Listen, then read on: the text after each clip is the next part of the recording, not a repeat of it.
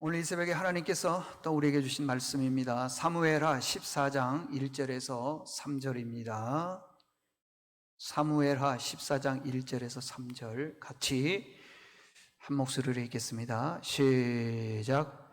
스루야의 아들 요압이 왕의 마음이 압살롬에게로 향하는 줄 알고 드고아의 사람을 보내 거기서 지혜로운 여인 하나를 데려다가 그에게 이르되 청하건대 너는 상주가 된 것처럼 상복을 입고 기름을 바르지 말고 죽은 사람을 위하여 오래 슬퍼하는 여인같이 하고 왕께 들어가서 그에게 이러이러하게 말하라라고 요압이 그의 입에 할 말을 넣어 주니라.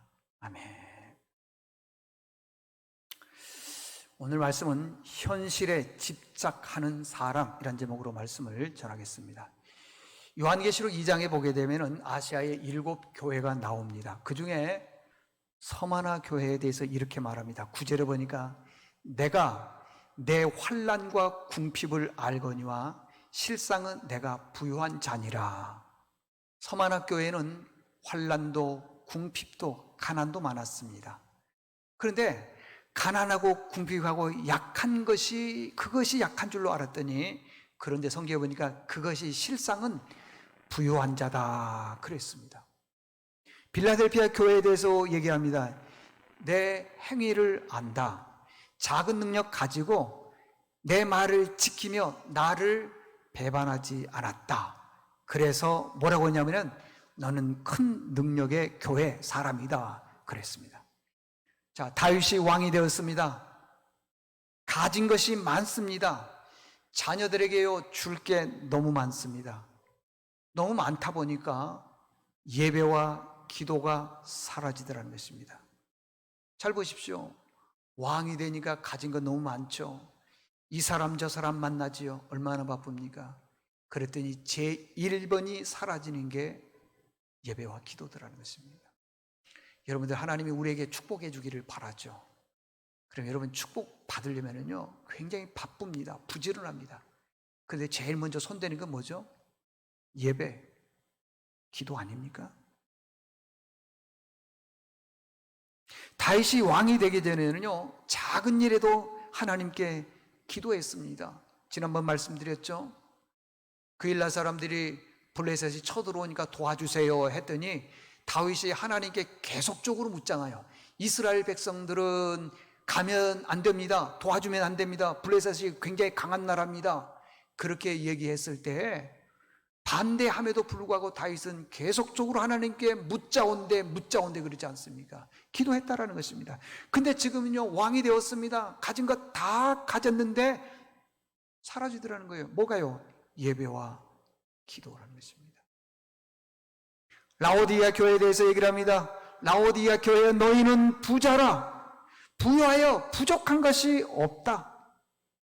그러나 공고한 것, 가련한 것, 가난한 것, 눈먼 것, 벌거벗은 것을 너희들이 알지 못한다. 이 말은 무슨 말이냐면요, 육적으로 가진 건 너무 많은데 영적으로 가난하다는 것입니다. 목회를 하면서요 제일 안타까운 게 뭔 줄 아세요? 우리 교인들 중에는 하나님께서 부어주신 육적 복이 많이 있는데 영적으로 보면 너무 가난해요. 예배 빠지죠. 교회 청소 안중에도 없지요. 주일날 와서 옛날 누가 그러죠? 썬데이 크리스천 주일만 와서 예배 드리는 그런, 아니 하나님이 축복해 줬는데 왜 이렇게 일회용 크리스천으로 바뀌냐고요. 더 충성해야 되고 더 봉사해야 되는데 그러지를 않더라는 것입니다. 자, 본문의 내용은 이런 겁니다. 압살롬이 형 암논을 죽이고 외갓집 그슬로 도망을 갔습니다. 자, 3년이 되었습니다. 그래도 다윗이 압살롬을 잊지를 못합니다. 13장 39절을 보니까 압살롬을 향하여 간절하다 보고 싶다는 것이죠.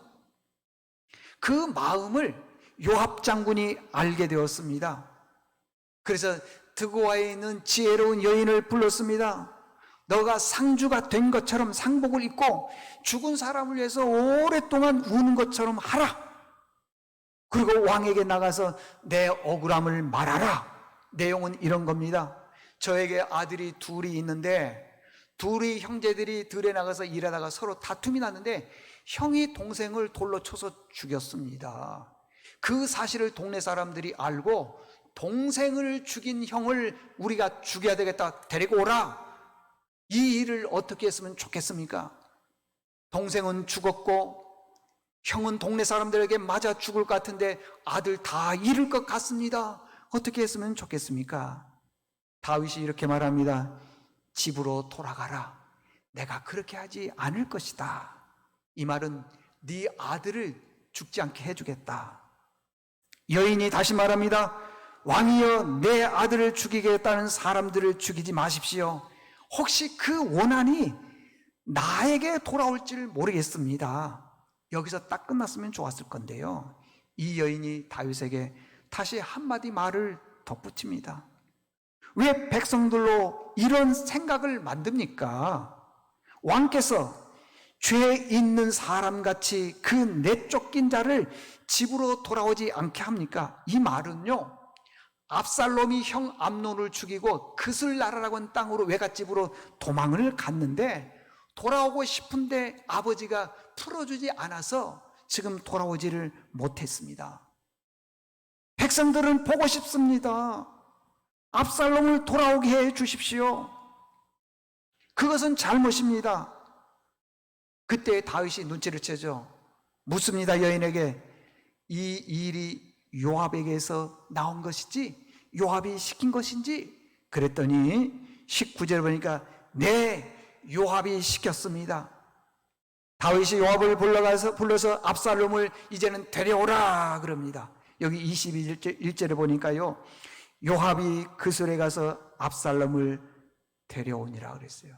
이것이 본문의 스토리입니다. 여기서 배워야 될 점이 뭡니까? 다윗은요, 지나치게 자식만 생각해요. 자식만 지나치게 사랑하는 것입니다. 자, 암논이 죽었습니다. 둘째 길르압인데 둘째 아들은 어렸을 때 죽었다 그랬죠. 넷째 아도니아는 자기가 왕 되겠다고 죽었죠. 그러니까 지금 왕이 될 사람은 누구만 있느냐 그러면은 압살롬밖에 없어요. 그냥. 그러니까 자식에 대한 사랑이 너무 큰 거예요. 지금 얘도 혹시 어떻게 될까 봐. 근데 지금 이 압살롬은 지금은 다른 나라 외갓집 그술 땅, 달메 아들이니까 그술 땅에 지금 있는 거예요. 보고 싶어도 볼 수가 없는 것입니다. 그래서 형을 죽인 압살롬 아들을 사랑하기 시작을 했는데 요압이 데려왔으면 좋겠다. 그러니까 데려오라 그러더라는 것입니다. 여러분, 다윗이 어떤 사람인 줄 아세요? 굉장히 현실적인 사람이고요, 현실에 집착한 사람입니다. 나쁜 뜻은 아니겠지만은요, 참 욕심이 많은 사람입니다. 다윗이 어느 정도 현실적인 사람이냐 하면은, 예를 들면은 다윗이 밧세바를 범하여서 아들을 낳았습니다. 그런데 그 아들이 병이 들어 죽게 생겼습니다. 그때 다윗이 하나님 앞에 식음을 전폐하고 기도를 했는데 먹지도 않았습니다. 며칠을 그렇게 했느냐 하면 7일, 일주일 동안 먹지도 않았습니다. 그때 신하들이 얘기를 합니다. 왕이여, 먹으면서 기도하십시오. 그럴 때 다윗이 얘기를 합니다. 내 아들이 지금 죽게 생겼는데 음식이 넘어가겠느냐? 잠이 오겠느냐? 내가 뭘 어떻게 하겠느냐? 아들을 살려주기까지는 내가 아무것도 먹지 않겠다. 그런데요, 7일이 지나고 난 다음에 그 아들이 죽었습니다. 그랬더니요, 바로 일어나서요, 사무엘하 12장 20절에 그러니까 다윗이 땅에서 일어나 몸을 씻고 기름을 바르고 의복을 갈아입고 여호와 전에 들어가서 경배하고 왕궁으로 돌아와 명령하여 음식을 그 앞에 차리게 하고 먹은지라. 신하들이 묻습니다. 아들이 살아있을 때는 살려달라고 금식 안 하고 울더니만은 죽은 후에 왜 이렇게 일어나서 잡수시고 그랬어요? 어떻게 된 겁니까? 그랬더니 다윗이, 아들이 죽었잖아. 죽었는데 뭘 더 이상 기도해? 이 말이 무슨 말이에요? 다윗은 굉장히 현실적인 사람이라고 하는 것입니다. 22절, 아이가 살았을 때는 내가 금식하고 운 것은 혹시 여호와께서 나를 불쌍히 여기서 아이를 살려주실는지 누가 알겠느냐. 그러나 지금은 죽었지 않느냐. 그러니 내가 금식할 필요가 뭐가 있느냐. 금식한다고 아이가 다시 돌아올 수 있느냐? 없다는 거예요. 이마만큼 현실에 집착한 사람입니다. 암논이 죽었습니다. 죽은 아들에 대해서 끝입니다. 중요한 것은 지금 살아있는 아들 압살롬이 중요한 거예요. 왜 그러죠? 얘가 지금 내 뒤를 이어서 왕이 돼야 됐다는 생각을 하고 있기 때문에. 얼마나 현실적입니까, 여러분들? 그러나 이스라엘 율법에 보게 되면은 사람을 죽인 사람은 죽이라 그랬습니다. 그런데 아버지 마음으로 어떻게 압살롬을 죽입니까? 그러면 어떻게 해야 되겠습니까? 이 문제를 가지고 하나님 앞에 나와서 간절히 기도해야 되죠.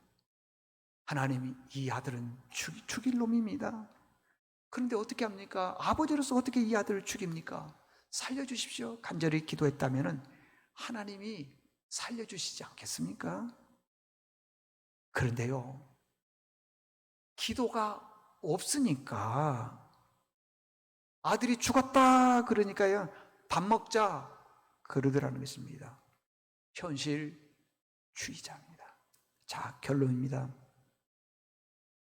현실주의자의 특징이 뭐냐 그러면요, 자기 의지대로 삽니다.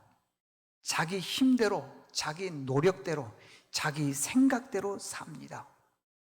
그러니까 이렇게 생각해 봐서 유익하고 내게 도움이 된다 그러면 움직이고요, 아무리 생각해도 이건 믿음으로 가는 길이고 하나님께서 원하시는 길임에도 불구하고 손해가 가면 안 가는 거예요. 그게 뭔 줄 아십니까?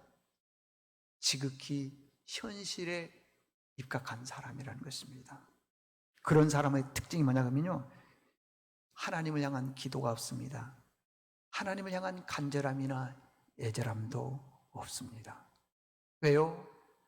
내가 지금 만족하니까. 현실에서 사울 왕처럼요, 엔돌에 신접한 여인이나 찾아가서 죽은 사무엘이나 불러내라 그렇게 합니다. 왜 이런 일이 일어납니까? 하나님을 향한 갈급함이 없기 때문에 그랬습니다.